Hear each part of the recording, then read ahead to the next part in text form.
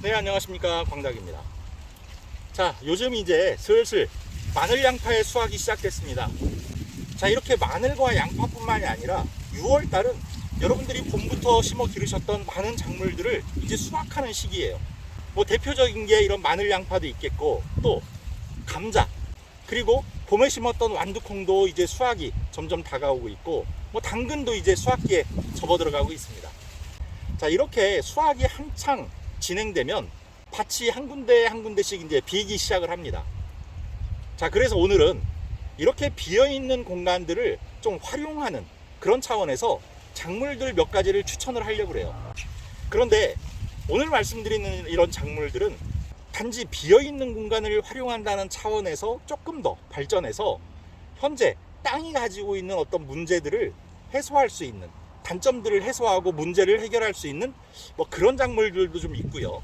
그리고 보통 우리가 여름에는 기르기 어렵다라고 생각하는 그런 작물들도 몇 가지가 있습니다. 자, 그래서 오늘 내용 잘 들어보시고 여러분 빈 밭에 어떤 작물을 심어 기르실지 이 중에서 좀 선택해서 몇 가지라도 심어 기르시게 되면 작물들이 좀 귀할 때 이런 걸 좀 수확하는 기쁨을 누려보실 수 있을 거라고 생각합니다. 자, 그럼 시작하겠습니다.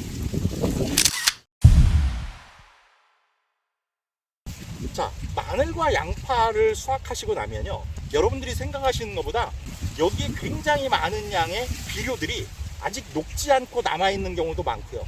또 설령 녹아 들어갔다 하더라도 땅속에서 다 소비되지 못하고 남아있는 경우들이 많습니다. 그럼 이거를 놔두고 또 가을에 여러분들이 여기다가 뭘 심고 하느라고 거기에 또 비료를 주고 퇴비를 주고 하면 이 땅이 굉장히 농도가 진해져요. 그래서 작물들의 뿌리 발달에도 썩 좋지가 않습니다. 그래서 이걸 좀 소비하는 차원에서라도 다른 작물들을 좀 심어 기르시면 땅에는 좀 도움이 됩니다. 그런 대표적인 작물이 바로 옥수수입니다. 옥수수는 보통 땅에 남은 이런 잔여 양분을 해소하기 위한, 다른 말로 염류 집적 현상을 해소하기 위해 심는 작물로도 유명해요. 왜냐하면 옥수수는 뿌리에서 흡비력이 굉장히 좋습니다. 게다가 뿌리도 깊이 들어가요. 그런데 앞서 말한 그 염류 집적 현상이라는 건 땅속에 여러분들이 양분을 투여했을 때 그걸 작물들이 다 이용하지 못하거나 혹은 어떤 이유로 쓰이지 못하고 남아있는 찌꺼기 양분들이에요. 그 찌꺼기 양분들이 위에서 물이 들어가게 되면 이게 밑으로 가라앉습니다. 그래서 밑에 쌓여요. 그래서 꽤 깊은 깊이에 그 양분들이 쌓이는데 그거를 해결할 수 있는 게 바로 옥수수의 뿌리라는 겁니다. 그래서 옥수수를 심어 놓으면 그 땅에 남아있던 그 찌꺼기 양분들을 옥수수가 다 빨아먹어 버려요. 그래서 옥수수에게도 좋고 또 토양에 남아있는 그런 찌꺼기들을 해결하니까 토양도 건강해지고 그런 일거양득의 효과가 있는 작물이 바로 옥수수가 되겠습니다. 그런데 지금 옥수수가 마침 아직 파종을 할 수 있는 시기가 남아있어요. 그래서 지금 뿌린 이 옥수수는 가을에 이제 서리가 내리기 전에 수확을 해서 드실 수 있는 그런 작물이 되겠습니다.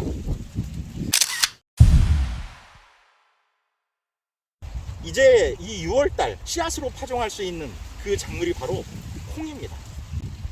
콩의 종류가 여러 가지가 있죠. 뭐 완두콩도 있고 강낭콩도 있고 뭐 다른 콩들도 있지만 완두콩이라든지 강낭콩은 보통 이른 봄에 파종을 합니다. 지금 6월달에 파종할 수 있는 콩은 서리태, 뭐 청태, 백태, 그 다음에 팥, 이런 종류들이 이 6월달에 파종할 수 있는 그런 콩이 되겠습니다. 특히 이 콩은요, 질소 고정 효과라는 게 있습니다. 질소 고정 효과, 뭐 제 영상 구독하시는 분들 잘 아실 거예요. 땅 속에 있는 질소 성분을 뿌리 주변으로 끌어모으는 겁니다. 그래서 저장을 시키는 거예요. 그래서 그것이 일종의 비료 역할을 합니다. 그래서 토양 개선을 위한 목적으로라도 올 여름에 한번 이런 콩 종류 중에서 한두 가지 선택해서 한번 길러보시는 건 어떨까 싶습니다. 저도 지금 서리태를 한번 올해 심어볼까 생각 중에 있습니다.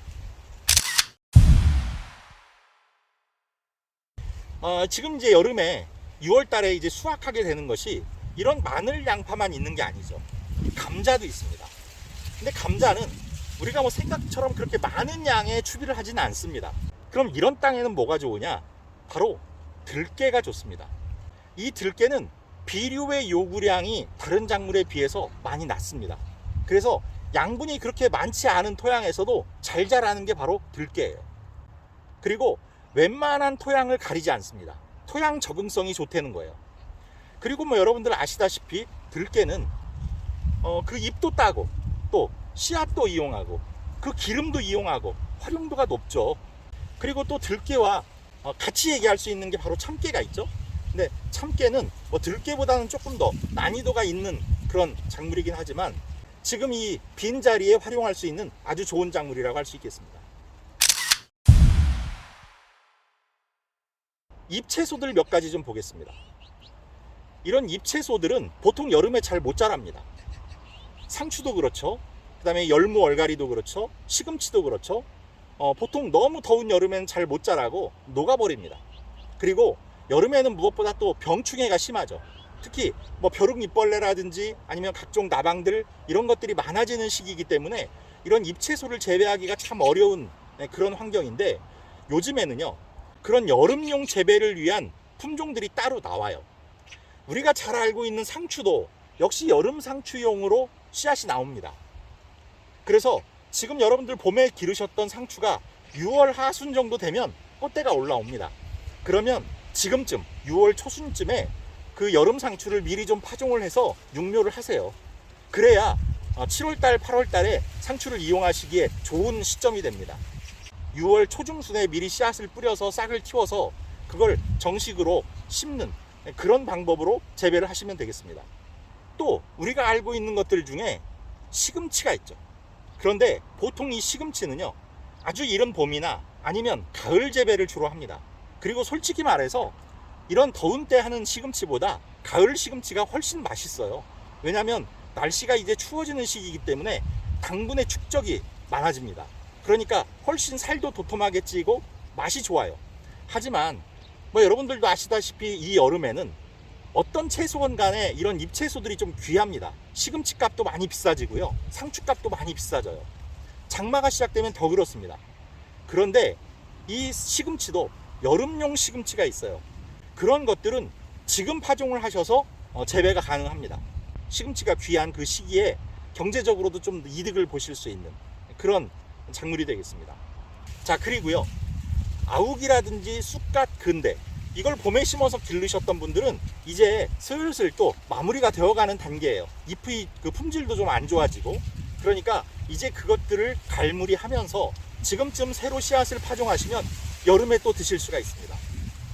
자, 그리고 우리가 봄에 재배했던 대표적인 게 열무와 얼갈이죠. 근데 이 열무와 얼갈이는 지금 한번 파종하시면 재배 기간이 짧기 때문에요 한여름에 한번 딱 수확해 드실 수 있습니다. 하지만 주의가 좀 필요해요. 이건 뭐냐면 벼룩잎벌레의 피해가 좀 심하죠 여름에는. 그리고 청벌레의 피해도 생깁니다. 그러면 토양 살충을 한번 하시고 파종을 하신 다음에 한냉사를 씌워서 재배하시면 해충의 피해 없이 여름철에도 수확이 가능합니다.